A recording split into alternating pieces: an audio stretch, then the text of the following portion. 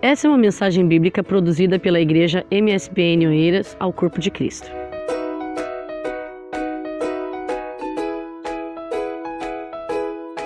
Queria que os irmãos abrissem a vossa Bíblia em João, Evangelho segundo João 14. Vamos ler os primeiros 3 versículos.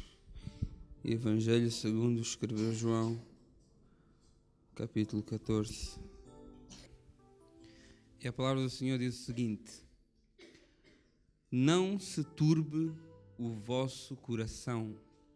Credes em Deus, crede também em mim. Na casa do meu pai há muitas moradas. Se não fosse assim, eu vos teria dito, pois vou preparar-vos lugar. E se eu for e vos preparar lugar, virei outra vez e vos levarei para mim mesmo. Virei outra vez e vos levarei para mim mesmo, para que onde eu estiver, sejais vós também. Amém? Quantos creem nessa palavra? Amém. Quantos estão preparados para essa palavra? Amém. Amém. Não foi tão forte, mas foi bastante, né? E é sobre isso que eu gostaria de falar esta noite, né? A profecia cujo cumprimento é o mais aguardado da história da igreja. Ou não? Né? Ou não? Mas deveria ser o mais aguardado pela igreja, né? Porque nós gostamos muito de profecias, né? Deus é meu pastor, nada me faltará. Que maravilha, nada me vai faltar. Espetáculo, essa toda a gente gosta. Agora, e virei outra vez. Espera aí, Deus, espera aí que eu não estou preparado ainda. Venho mais daqui a 20 anos, tenho muitos planos para cumprir. Minha filha está pequenininha.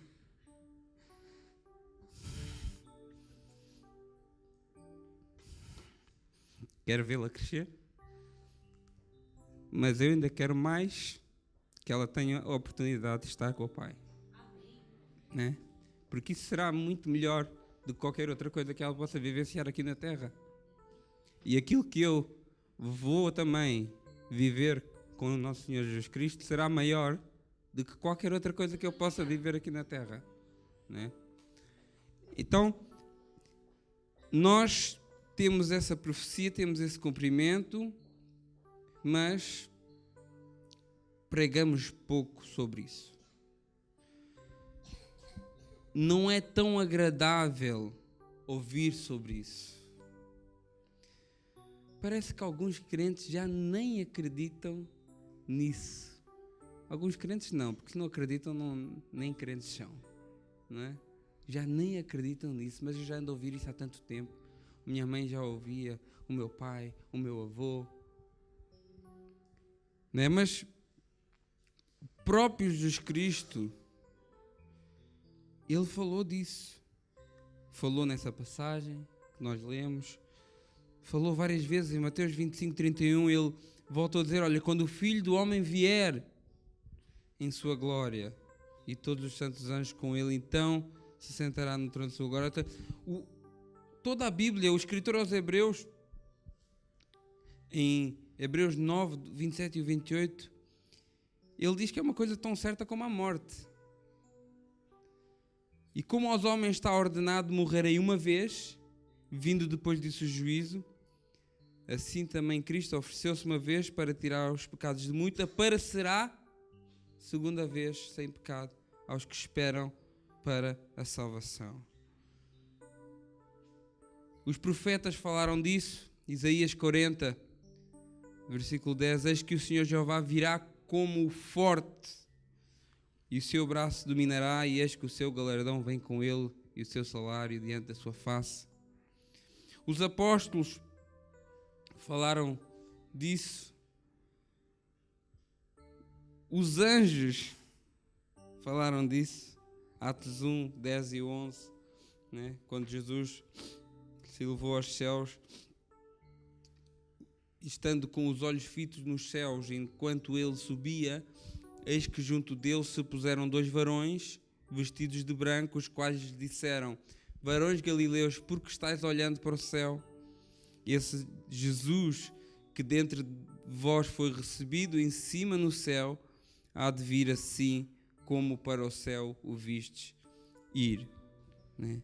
A vinda de Cristo é dos temas mais frequentes do Novo Testamento, porque ela é a esperança que a igreja tem.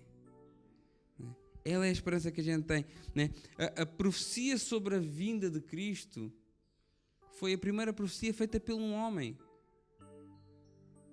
Não é a primeira profecia registrada na Bíblia, mas foi a primeira profecia feita por um homem. Se a gente for ler lá em Judas, que apesar de estar no finalzinho da Bíblia, está a falar de acontecimentos do princípio da Bíblia. Judas 14 e 15. Judas só não tem capítulos, é só um. Judas 14 e 15 fala sobre esse homem que foi o primeira profecia feita por um homem, que diz assim: deste se profetizou também Enoque, o sétimo depois de Adão, dizendo: eis que é vindo o Senhor com milhares de seus santos, para fazer juízo contra todos e condenar dentre eles todos os ímpios por todas as suas obras de impiedade e impiamente cometeram, por todas as duras palavras que os ímpios pecadores disseram contra ele. Ou seja, desde o princípio se fala, desde o princípio está prometido, está profetizado. Né? E a Bíblia também acaba com essa promessa. Né? Apocalipse 22, o último capítulo da Bíblia, no 20 e 21, os últimos versículos da Bíblia, né? Que diz assim: aquele que testifica essas coisas diz certamente: cedo venho. Amém. Ora vem, Senhor Jesus. Depois termina: a graça do nosso Senhor Jesus Cristo seja com todos vós. Amém. Né? Então, desde o princípio ao fim da Bíblia, se fala sobre esse arrebatamento da igreja, né? Arrebatamento que todos nós conhecemos, essa palavra, que significa ser tirado à força, ser movido ou raptado. É uma coisa que vai ser repentina, que nós não vamos ter domínio. Olha, espera aí um bocadinho, deixa-me... Não, vai ser uma coisa rápida, né? E nós não estamos ansiosos à espera disso, mas a Bíblia nos diz e nos mostra como é que isso deverá acontecer, né? A gente sabe que Jesus, ele virá pessoalmente. Ele virá pessoalmente. Vocês já viram quando vem alguém do aeroporto, que vocês amam muito, vocês fazem questão de ir buscá-lo, né? Até, se for preciso, até pede o dia no trabalho. Não, eu tenho que ser o primeiro, eu tenho que ir buscá-lo. Assim é Deus. Ele podia ter delegado essa função para outra pessoa, mas Ele nos ama tanto que Ele virá pessoalmente para nos buscar.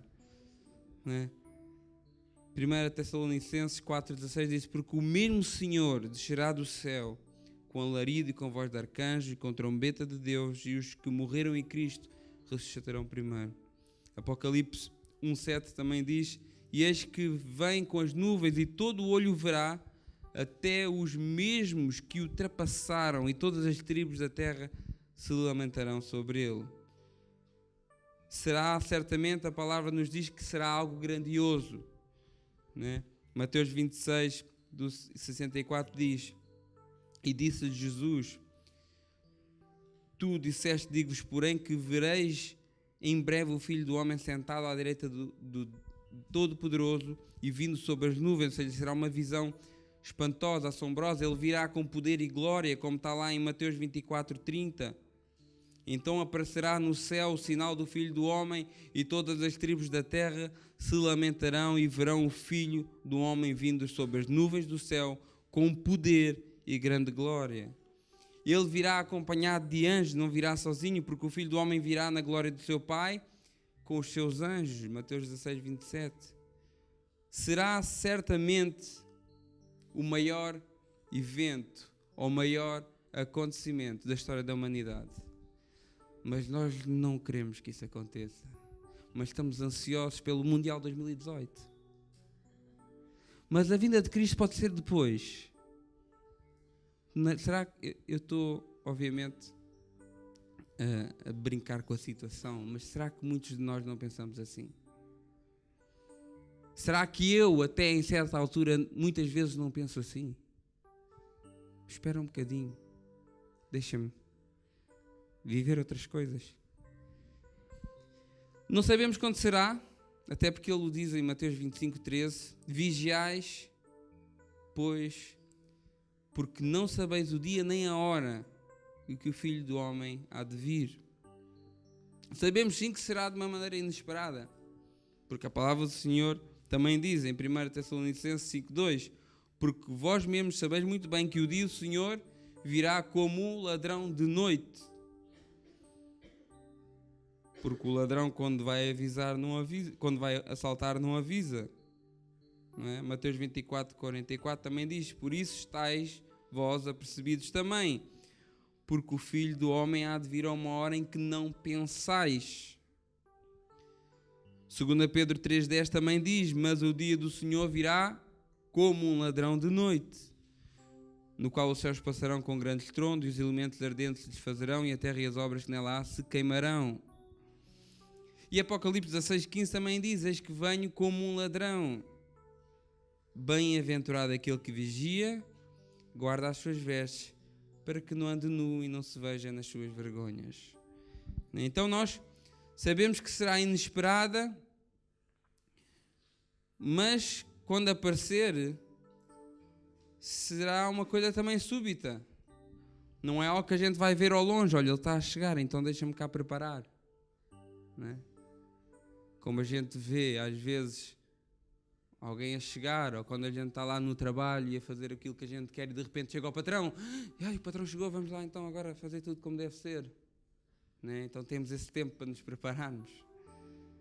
Não será súbita. Né? Vigiai e orai, porque não sabeis quando chegará o tempo.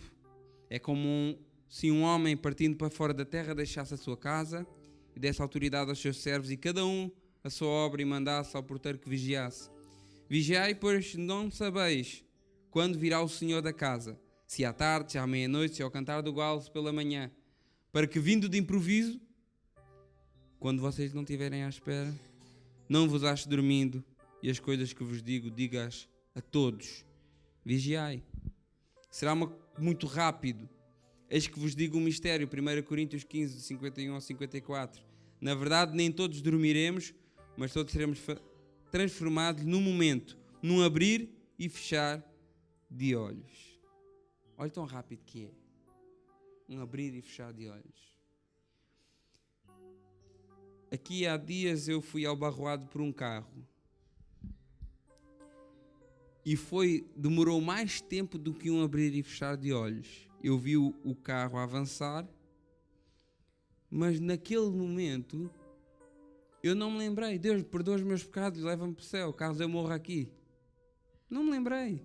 Naquele momento bum, não me aconteceu nada, graças a Deus. Mas eu depois fiquei a pensar nisso. Olha, imagina, eu por acaso tinha vindo parte do caminho a orar e a falar com Deus, por isso eu creio que estava com uma conta positiva. Mas imagina que eu estivesse em pecado, que eu estivesse afastado do caminho do Senhor e que aquele acidente tivesse sido uma coisa mais grave e que tivesse levado a minha vida. Eu não ia ter tempo para pedir perdão a Deus. E ainda que eu vi o carro aparecer e ele a bater, ainda me tentei desviar, mas naquele momento de aflição não passou pela minha cabeça, Deus, perdoa-me, ajuda-me. Não, eu simplesmente como que entrei em pânico. E tive tempo. Mas será muito pior, é que nós nem sequer vamos ter tempo. Ou estamos com a nossa vida de acordo com aquilo que é a vontade de Deus, ou estamos a ser discípulos de Cristo, ou estamos a fazer aquilo que Jesus Cristo quer da nossa vida, que é amá-lo acima de todas as coisas e ao próximo como a ti mesmo, e nisso resume toda a lei. Ou estamos a fazer isso, ou então Vamos ficar pelo caminho, porque não vai haver oportunidade. Ou estás ou não estás, ou és ou não és.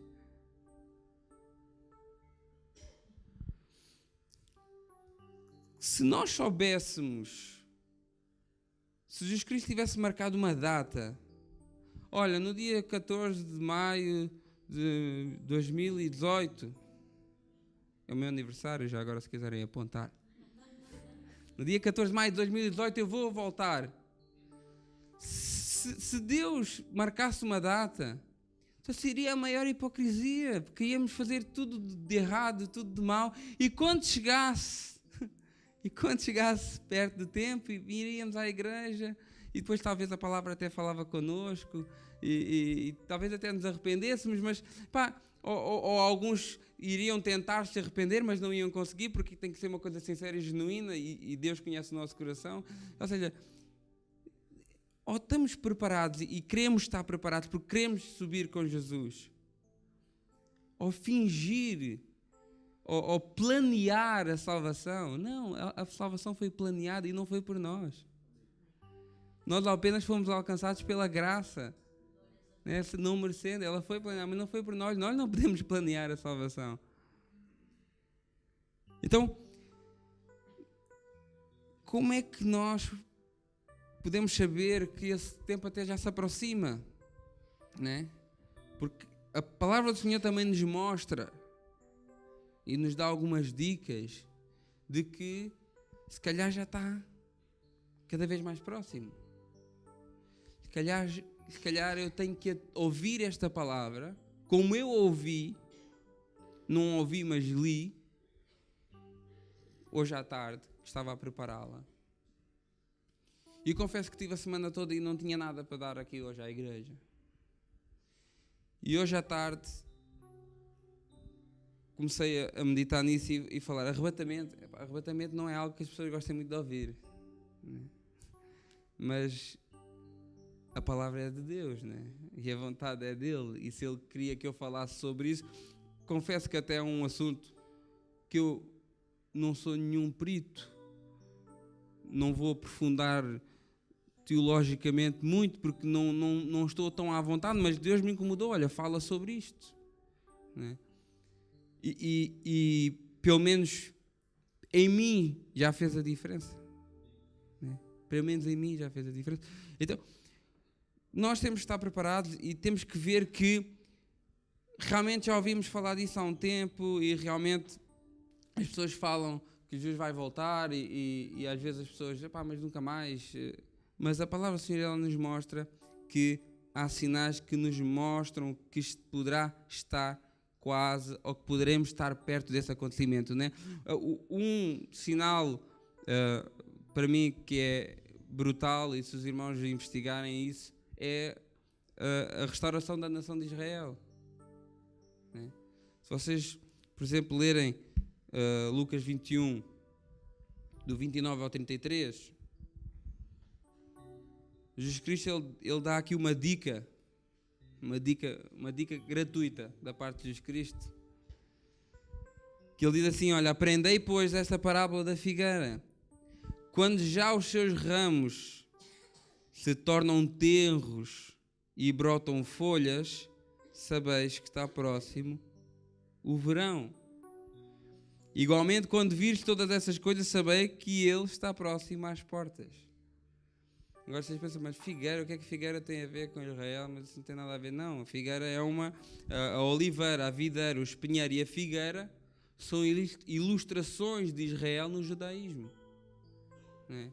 Então, se calhar nós achamos que essa palavra não tem muito a ver com Israel, mas uma pessoa que conhece a Torá, que conhece o Antigo Testamento, ele vai identificar perfeitamente que figueira é essa. Essa figueira que está a brotar e que começou a brotar aqui em 1948, né? Estamos a comemorar os 70 anos da restauração de Israel como uma nação. É um povo que andou enxovalhado pelo mundo afora, morto, assassinado em grande escala, não tinha terra, não tinha onde parar, e hoje em dia é uma das nações mais evoluídas e avançadas do mundo. em todos os aspectos. E vocês me perguntam como é que uma nação com 70 anos consegue isso? Porque é o povo de Deus, não há outra explicação para isso, né? E isso não tem nada a ver com Bíblia. O que eu vou dizer agora é história, cultura geral, né? Em 1967, 19 anos depois, ou seja, uma nação com 19 anos de existência, né? E quanto tempo demora a formar uma nação? Portugal existe desde 1800 e tal, não sei precisar a data, e ainda hoje somos tão pequeninos, né? Já fomos grandes, agora somos pequeninos outra vez, né? Ainda que tenha sido Portugal completo mais tarde, mas desde 1800 e no final do século IX que se começou a formar lentamente Portugal. E passados esses anos todos, mais de 1000 anos, ainda temos muita coisa para avançar, temos muita coisa para construir, para evoluir. Uma nação com 19 anos de existência, em 1967, vê-se levantado contra ela Egito, Síria, Jordânia, Iraque, 4 países que tinham por sua vez o apoio do Kuwait, da Líbia, da Argélia, do Sudão, do Marrocos, do Paquistão, da Tunísia, da OLP, que é Palestina. Então, isso é só para ver o tremendo que isso é. Uma nação recém-formada e outras 4, 5, 6, 7, 8, 9, 10, 11, 12 nações contra uma nação. Estamos a falar do lado de Israel de 264 mil soldados. E do lado dessa união, 549 mil soldados. Mais do dobro dos soldados. Estamos a falar do lado de Israel 300 caças, aviões de guerra. E do lado dessa coligação anti-Israel, 957 caças. 3 vezes mais. Estamos a falar do lado de Israel, 800 tanques. E do lado dessa coligação, 2.504 tanques de guerra. E vocês pensavam assim, era impossível eles terem sobrevivido. Encurralados contra o mar. Como é que eles sobreviviam? O dobro dos soldados, 3 vezes mais armamento. Olha, no final das contas, morreram 779 israelitas, mas morreram 21 mil da coligação, mais 6 mil prisioneiros, e renderam-se, fugiram. E você pensa assim, como é que é possível uma coisa dessas? Pá, nem é preciso uma pessoa quase ler a Bíblia. Ouve isso e como é que a pessoa não acredita que é um povo escolhido, que há um Deus que zela por eles? É inacreditável. E depois há outro pormenor que talvez passe despercebido. A guerra durou 6 dias. Porquê que durou 6 dias? E realidade que durou 6 dias. Porque ao 7º dia Deus descansou. Isto é tão tremendo. E isso não é Bíblia. Isso é história. Alguém que não acredita na Bíblia, mostra-lhe essa história. Olha, não acreditas na Bíblia? Olha, vai ao Google, vai à Wikipédia, vai aos livros de história e vê isso. E vê se achas que não é. Vê se achas possível que não tenha existido uma intervenção divina. Né? Há relatos de inimigos que dizem que viram Abraão a mandá-los embora. Foge, vai-te embora. E a realidade é que eles fugiram todos. Agora diz-me assim, foi muito bem planeado, os estrategas israelitas foram muito bons. Verdade que foram. Porquê que foram? Porque Deus é com eles. Deus é com eles. Então, para mim, essa força que Israel está a ter agora, vocês viram agora a maior potência a nível mundial, reconheceu Israel como capital. Jerusalém como capital de Israel. Ou seja, mais força, mais aquela figueira está a ficar cada vez mais florida. Então isso nos mostra realmente, é capaz de estar perto. É capaz de estar perto. Porque atrás dos Estados Unidos agora há de ir uma série de nações. É capaz de estar perto. E podem crer nisso só baseado em factos históricos do último século. Não é preciso andar 2000 anos para trás, ler a Bíblia, não. Vai ao YouTube,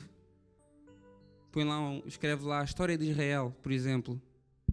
A gente vê tanta porcaria no YouTube, perde tanto tempo a ver porcaria. Vamos ver coisas que realmente nos interessam, coisas que vão nos alimentar culturalmente.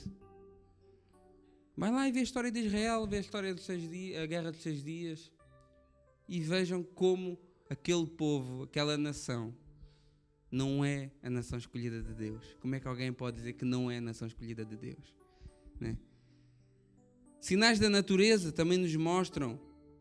Sinais da natureza, terremotos, pestes, guerras, fome. A gente vê, cada vez a gente vê, está difícil ligar a televisão e ver as notícias, não é? Mas as coisas têm que acontecer porque é bíblico, não é? A gente fica triste ver guerras e rumores de guerras, não é? Mateus 24:6 diz: olha, e ouvirdes de guerras e de rumores de guerras, olhai e não vos assustais, porque é mister que tudo isso aconteça. É necessário, tem que acontecer, mas ainda não é o fim. Mas tem que acontecer, é um sinal, né? Sinais também de aspecto religioso, falsos profetas realizando maravilhas, e que tem aí disso, né? E realmente realizam milagres. Acredite que realiza. É bíblico também. Marcos 13:22 diz: porque se levarão falsos cristos e falsos profetas e farão sinais e prodígios para enganarem, se possível, os escolhidos. Então não se impressione quando alguém anda aí numa seita qualquer e diz que foi curado. É bíblico que isso possa acontecer. Deus é o único que faz milagres. Vocês acham? O diabo também tem poder. O nosso inimigo também tem poder. Então, para enganar até os escolhidos. Então, 2 Pedro 2:1-3 diz assim: e também houve entre o povo falsos profetas, como entre vós haverá também falsos doutores, que induzirão encobertamente heresias de perdição e negarão o Senhor que os resgatou, trazendo sobre si mesmo repentina perdição. E muitos, não são poucos, e muitos seguirão as suas dissoluções, pelos quais será blasfemado o caminho da verdade, e por avareza farão negócio de vós com palavras fingidas, sobre as quais já de largo tempo não será tardia a sentença, e a sua perdição não dormita. Eles vão pagar por isso, né? Eles terão a sua recompensa. Que há dias vi uma reportagem num templo muito conhecido, no templo de Salomão, uma fila de gente com uma chavinha na mão. E a fé é naquela chave, não é em Jesus Cristo.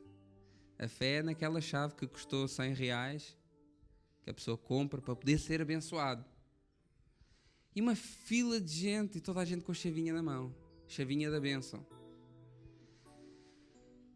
Agora eu fico assim, fico com pena, vejo aquelas pessoas, fico com pena daquelas pessoas serem enganadas. Mas é a palavra de Deus diz, e muitos, não são poucos, e muitos. Porquê é que a igreja que prega a verdade está assim? Com mais cadeiras vazias do que cheias. E a igreja que prega a heresia está cheia. É bíblico. Muitos seguirão as suas dissoluções, né? Apostasia, a busca por uma doutrina de demónios, é outro sinal, né? 2 Timóteo 4, 3-5, diz assim: porque virá o tempo em que não sofrerão a sã doutrina, mas tendo comichão nos ouvidos, amontoarão para si doutores conforme as suas próprias concupiscências, ou seja, conforme as suas próprias vontades, e desviarão os ouvidos à verdade, voltando às fábulas. Mas tu sê sóbrio em tudo, sê sóbrio em tudo, sofre as aflições, faz a obra do evangelista e cumpre o teu ministério.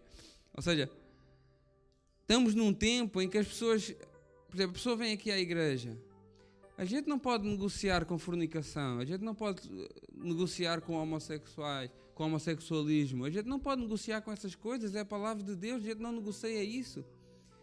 Então as pessoas às vezes que vivem nesses pecados, no vício, ou de cigarro, ou da bebida, a gente não exclui, são bem-vindos aqui.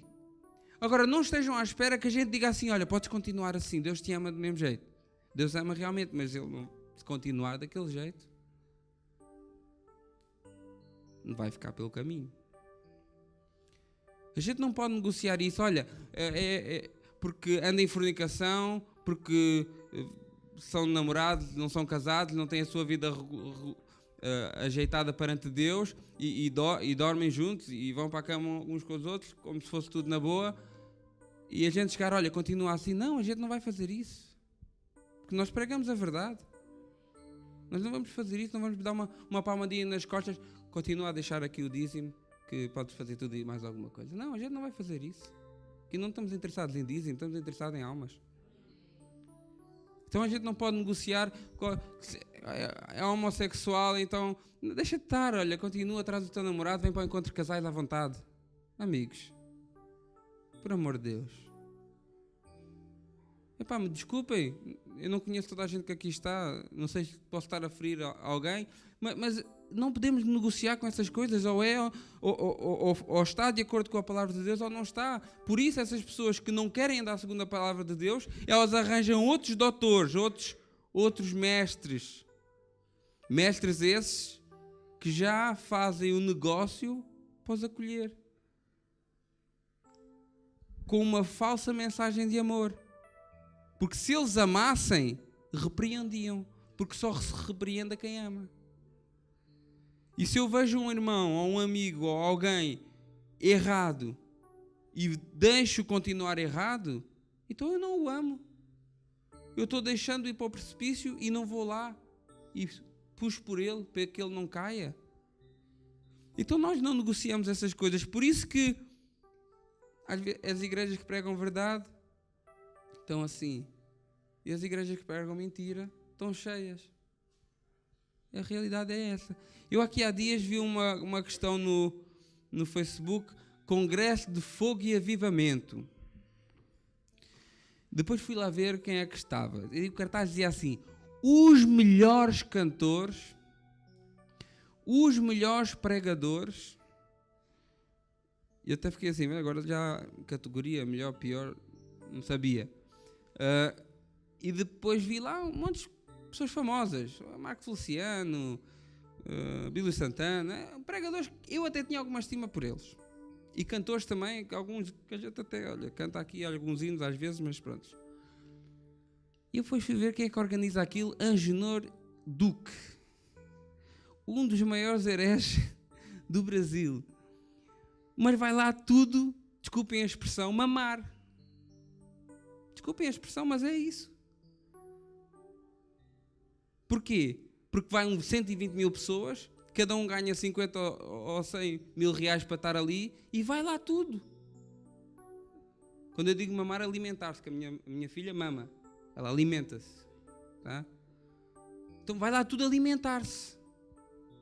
Depois vem com discursos nos Facebooks, nos lives, nos diretos e andam tudo a alimentar aquela escória, a vender o Evangelho. Por isso é que eu digo, olha, cantores, adoro hoje, senti a presença de Deus ali indo da harpa, maravilha. É o melhor que a gente tem. É o melhor porque os outros, não sei.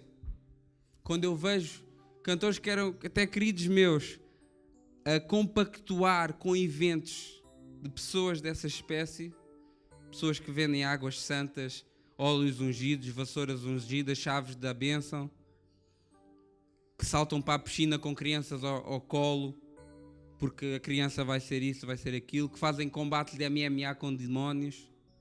Epá. E ver cantores que eu até apreciava, pregadores que eu até apreciava, no mesmo circuito.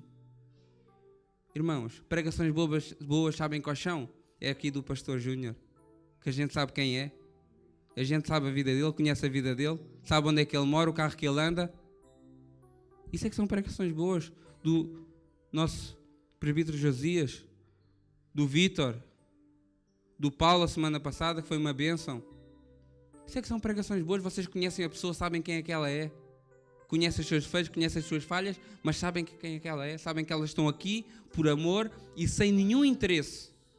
Isso é que são pregações boas. Cantores bons são esses aqui, ó, que estão aqui de borla, não ganham nada para estar aqui.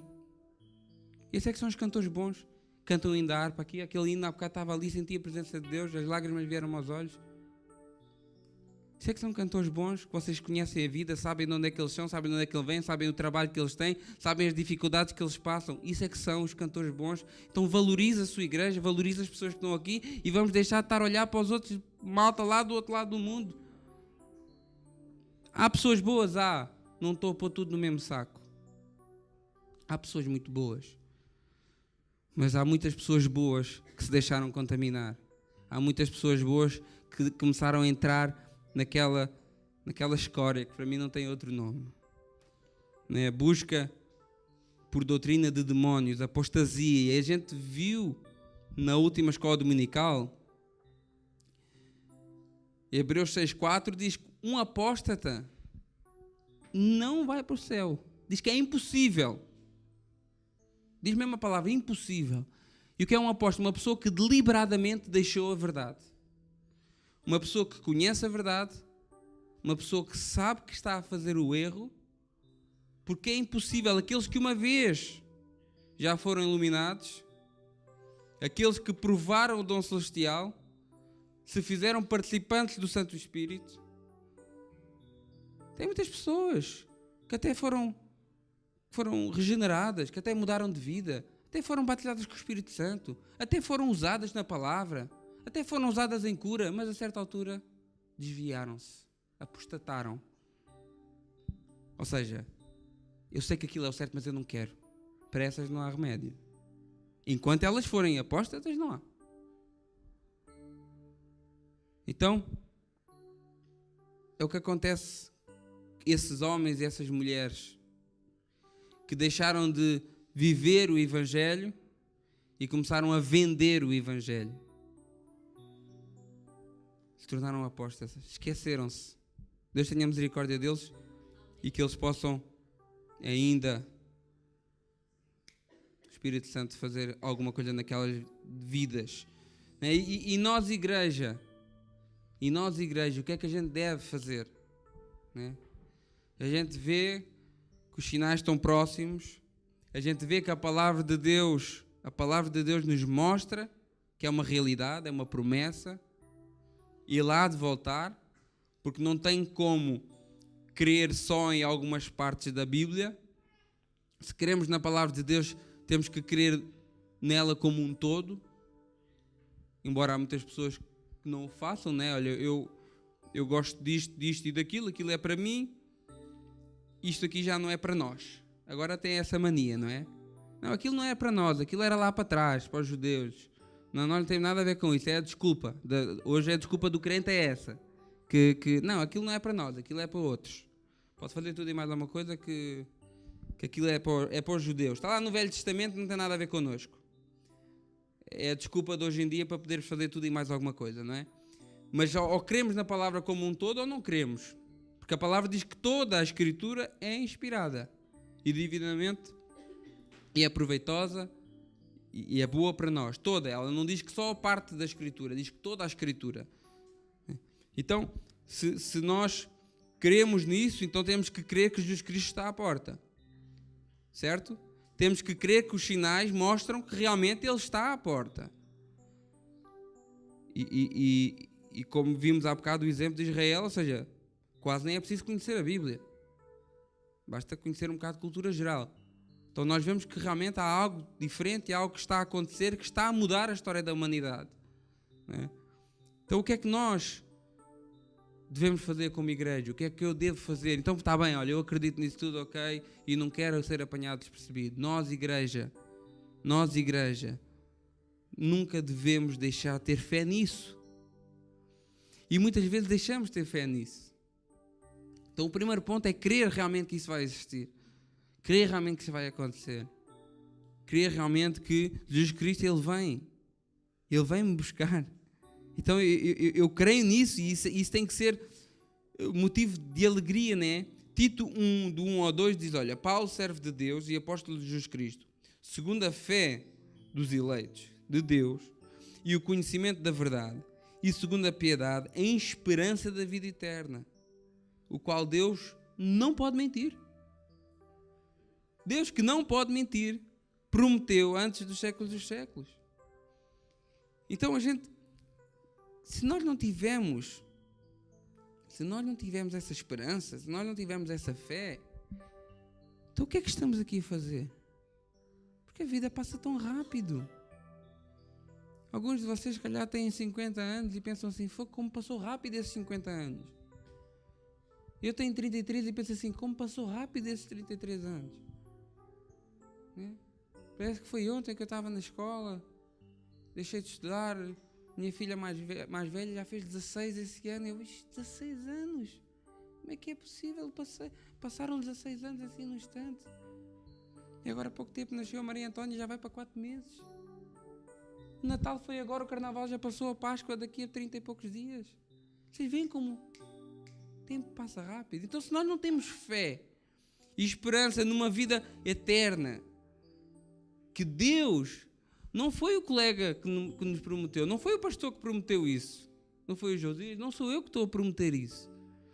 Mas nós confiamos muitas vezes mais em promessas de homens do que em promessas de Deus. Então se foi Deus que nos prometeu isso, e Deus, Ele faz uma coisa, Ele não faz uma coisa que os homens gostam de fazer, não é? Que é mentir. Deus, Ele não faz isso. Então porquê que nós muitas vezes desfalecemos na nossa fé? E a nossa fé tem tanto poder. 1 João 5,4 diz assim, porque todo o que é nascido de Deus, ele vence o mundo. E esta é a vitória que vence o mundo. A nossa fé.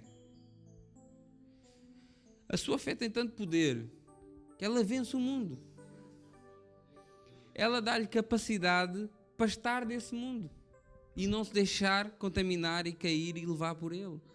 E sendo assim, manter-se firme para quando Jesus Cristo voltar, subir também. Então a importância de nós como igreja sermos uma igreja de fé. E a igreja, ela que vai subir com Cristo, ela é uma igreja de fé. Resta saber se eu faço parte dela. Porque ela é. A igreja está predestinada a subir com Deus. Agora será que eu vou subir? A igreja já está predestinada a subir. Agora, será que eu faço parte da igreja? Devemos ser uma igreja preparada. Amós 4,12 diz, portanto assim te farei, ó Israel, e por isso te farei. Prepara-te, ó Israel, para encontrares com o teu Deus. A gente não se prepara quando temos um encontro especial com alguém. Nem os namorados aí. Nem muitos, não. Quando se vão encontrar com a namorada, não se preparam. Foi o melhor perfume, a melhor roupa. Né? Os casados, quando vêm para o casamento, encontrar com a noiva, até compra fato caro, aluga, pede emprestado, mas tem que ter um fato diferente, tem que ter uma roupa diferente, uma roupa especial. Não é? Próximo encontro de casais, dia 3 de março, falo com a Rose. Próximo encontro de casais, ninguém vem vestido como vai para o trabalho. É uma situação especial, a pessoa vem vestida de uma maneira especial, vem preparada de uma maneira especial.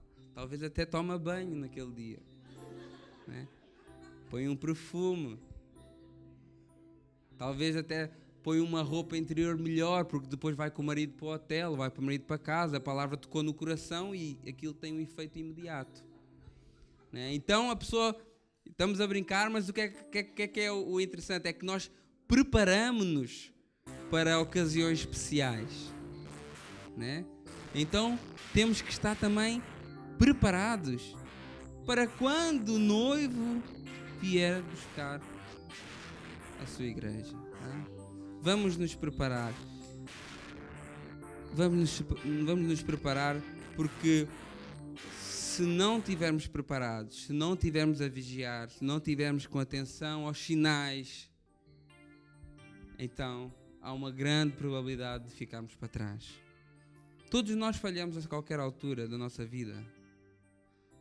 O problema não é falhar. O problema é manter-se no erro. Eu falho. Todos os Josias falham. Todos nós falhamos. O problema é a gente manter-se deliberadamente nesse erro. Desconsiderarmos aquilo que é o melhor para a nossa vida, que é a presença de Deus. Né? Devemos ser uma igreja avivada. Abacuque 3:2 diz: ouvi, ó Senhor, a tua palavra e temi. Aviva, Senhor, a tua obra no meio dos anos, e no meio dos anos faze-a conhecida. Olha que engraçado, ele teve a necessidade de avivamento depois do quê? De ouvir a palavra de Deus. Avivamento vem com isso. Palavra do Senhor, palavra do Senhor, palavra do Senhor. Nós temos uma igreja que é privilegiada nesse sentido. Palavra do Senhor. Nós temos aqui sempre pregações de 40, 50 minutos ou mais. Não é uma igreja com pouca palavra, não é uma igreja que despreza a palavra, como muitas que nós sabemos que acontece.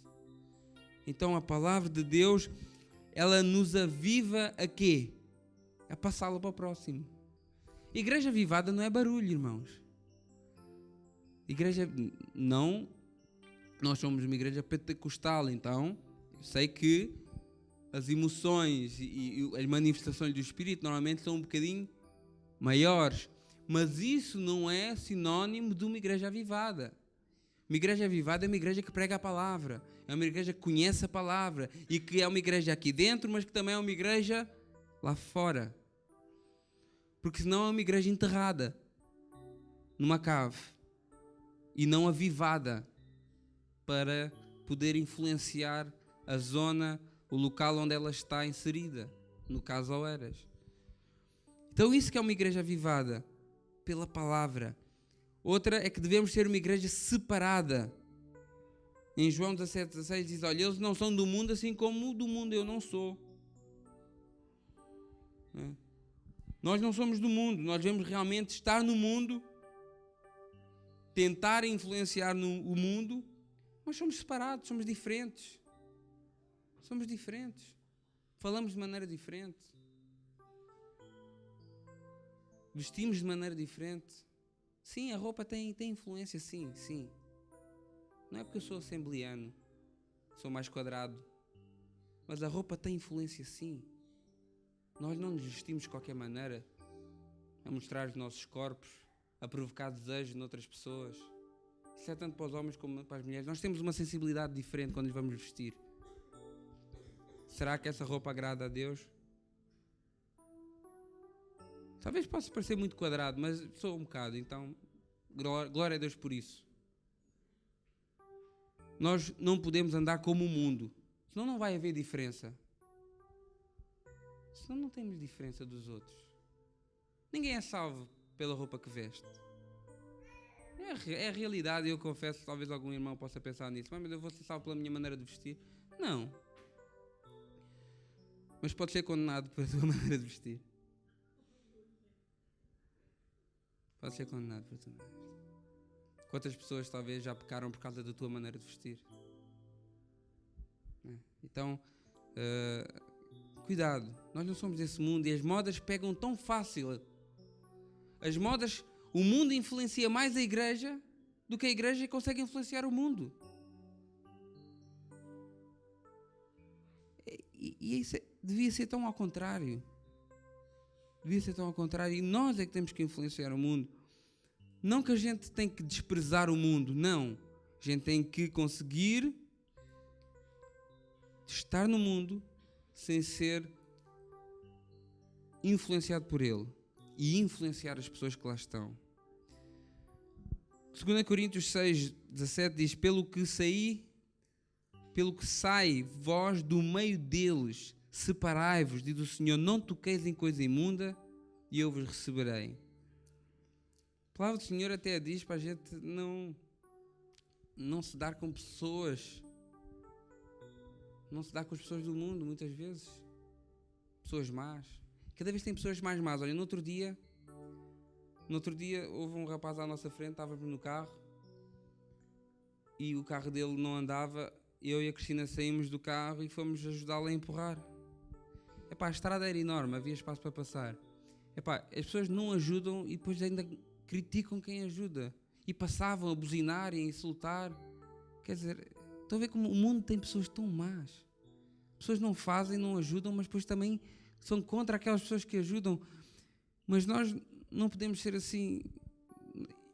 Eu tive o maior prazer, cheguei lá, mais a Cristina, empurrámos o carro, não conseguimos ajudá-lo, que o carro não pegou, mas empurrámos para um sítio, ele estacionou, e eu senti-me bem com aquilo. Eu não cheguei logo ao pé dele e disse: irmão, conheces Jesus Cristo? Não foi ocasião para isso, não era ocasião para isso. Paz, Senhor, você é crente, conhece Deus? Não, calma, não fui logo por aí.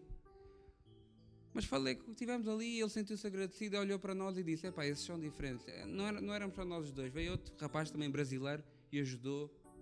E já fizemos ali um bocado de diferença. Eu já empurrei um carro sozinho, ninguém me ajudou, e na altura se calhar gostava que alguém tivesse parado e me ajudado, né?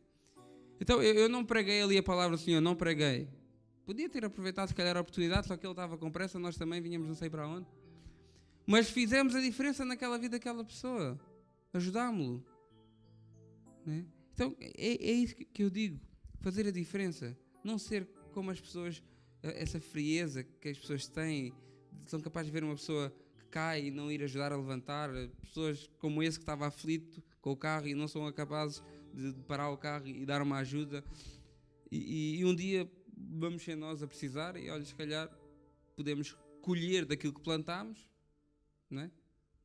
Porque eu acredito que se eu fizer o bem também vou receber o bem, né? Então que a gente vá contra essa onda do mundo, da maldade, da frieza, da falta de amor, e fazendo isso já estamos a ser uns grandes evangelistas, sem sequer pregar a Bíblia.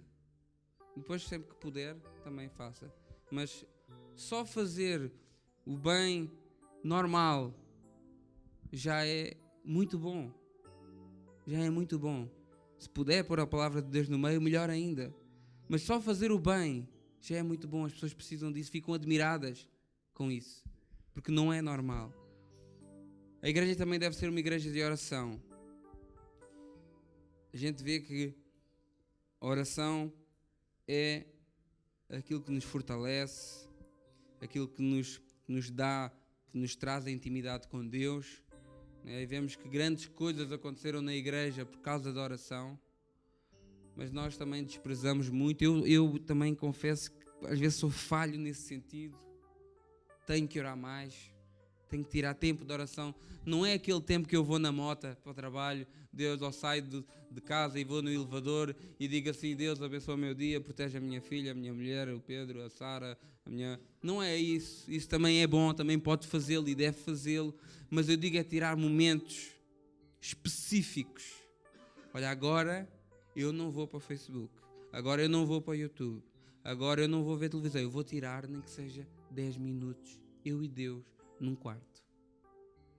Irmãos, eu confesso que eu sou falho nisso também. Por isso que eu digo que essa palavra falou tanto comigo. E uma igreja, a igreja que está preparada e a igreja que quer subir com Jesus Cristo, é uma igreja que faz isso. São as pessoas que fazem isso, essas sim, que têm intimidade com Deus, que falam com Deus, Deus ouve, Deus responde também. Amém? Uma igreja como Atos 2, para terminar, vamos ler Atos 2, 42 a 47, muito conhecido dos irmãos, mas essa é a igreja que vai subir. E essa igreja existe. Resta saber se eu faço parte dela. Ninguém venha dizer que essa igreja já não existe. Porque essa igreja existe. Agora, será que eu faço parte dessa igreja? E a palavra do Senhor, Atos 2, do 42 ao 47, diz: perseveraram na doutrina dos apóstolos. Não foi na doutrina de qualquer um, foi a doutrina dos apóstolos, na comunhão, no partir do pão, nas orações. Em cada alma havia temor, havia respeito, havia consideração, havia sentimento de que servimos um Deus todo-poderoso, um Deus que foi o meu Criador, aquele que me sustenta diariamente. E muitas maravilhas e sinais se faziam pelos apóstolos. E todos os que criam estavam juntos e tinham tudo em comum. Às vezes eu leio isso e fico assim, como temos que aprender com essa palavra. Vendiam as suas propriedades e fazendas, repartiam com todos, que segundo cada um tinha necessidade. E perseverando unânimes todos os dias no templo, partindo um pão em casa, comiam juntos com alegria e singeleza de coração. Todos os dias no templo. Juntos. Comunhão. Relacionamento com Deus. Louvando a Deus e caindo na graça de todo o povo. E todos os dias, acrescentava o Senhor à igreja aqueles que se haviam de salvar. Essa igreja existe.